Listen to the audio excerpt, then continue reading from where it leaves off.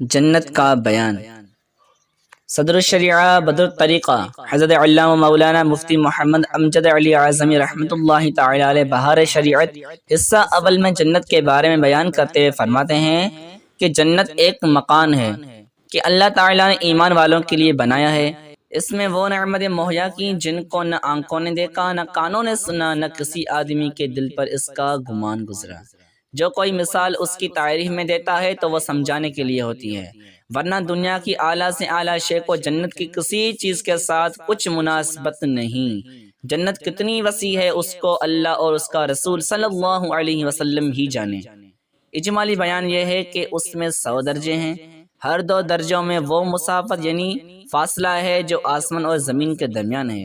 جنت میں ایک درخت ہے جس کے سائے میں 100 برس تک تیز گھوڑے پر سوار چلا جائے تو ختم نہ ہو۔ جنت کے دروازے اتنے وسیع ہوں گے کہ ایک بازو سے دوسرے بازو تک تیز گھوڑے کی 70 برس کی راہ ہوگی۔ جنت کی دیواریں سونے اور چاندی کی اینٹوں اور مشک کے گارے سے بنی ہیں۔ ایک اینٹ سونے کی، ایک چاندی کی، زمین زعفران کی ہے، کنکریوں کی جگہ وہاں پر موتی اور یاقوت ہیں۔ اور ایک روایت میں ہے کہ جنت عدن کی ایک اینٹ سفید موتی کی ہے، ایک یاقوت سرخ کی، ایک زبرجد سبز کی اور مشک کا گھارا ہے، اور گھاس کی جگہ زعفران ہے۔ موتی کنکریاں، عنبر کی مٹی، جنت میں ایک ایک موتی کا خیمہ ہوگا جس کی بلندی 60 میل۔ جنت میں 4 دریا ہیں، ایک پانی کا، دوسرا دودھ کا، تیسرا شہد کا، چوتھا شراب کا۔ پھر ان سے نہریں نکل کر ہر ایک کے مکان میں جاری ہیں۔ وہاں کی نہریں زمین کھود کر نہیں بہتی بلکہ زمین کے اوپر اوپر رواں ہیں۔ نہروں کا ایک کنارہ موتی کا، دوسرا یاقوت کا، اور نہروں کی زمین خالص مشک کی۔ جنتیوں کو جنت میں ہر قسم کے لذیذ سے لذیذ کھانے ملیں گے، جو چاہیں گے فوراً ان کے سامنے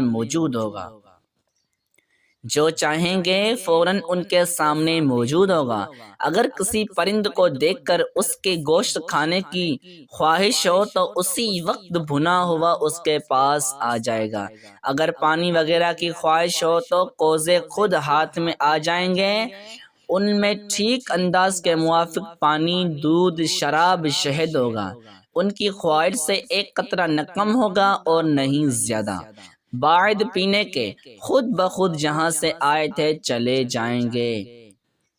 سر کے بال اور پلکوں اور بھووں کے سوا جنتی کے بدن پر کہیں بال نہ ہوں گے، سب بے ریش ہوں گے، سرمگی آنکھیں اور 30 برس کی عمر کے معلوم ہوں گے، کبھی اس سے زیادہ معلوم نہ ہوں گے۔